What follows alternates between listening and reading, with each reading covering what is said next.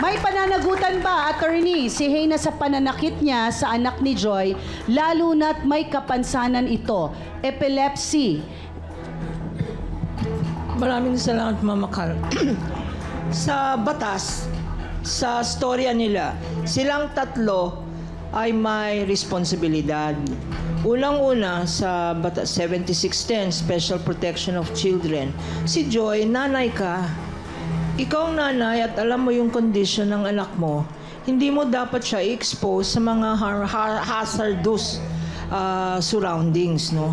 Alam naman natin na yung pananahe, may sewing machine, may scissors, may bawal yon. Delikado. So, meron kang responsibilidad sa batas na hindi gawin yon. Ito naman si Heyna. Si Heyna, meron tinatawag na corresponding na discipline. Alam mo na may sakit yung anak niya na epilepsy at kasama doon siguro yung hindi niya kontrolado yung actions niya. Sana binigyan mo ng ano.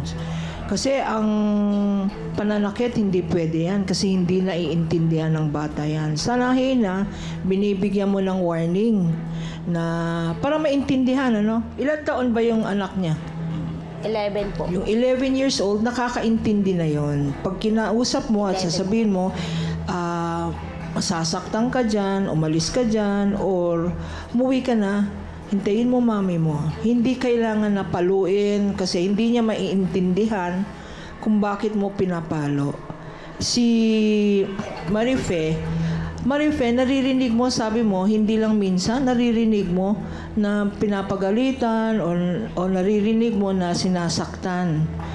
Sana sinabi mo na para hindi na hinintay ni Joy na mag-aksyon. So, tatlo kayong may responsibilidad sa batas. Ang kawawa dyan, yung bata. Kasi ngayon,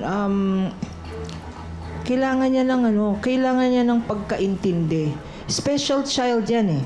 Kanya meron tayong batas na for special protection of children.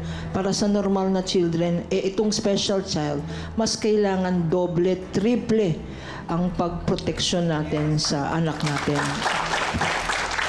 Maraming salamat, Attorney Lorna Kapunan.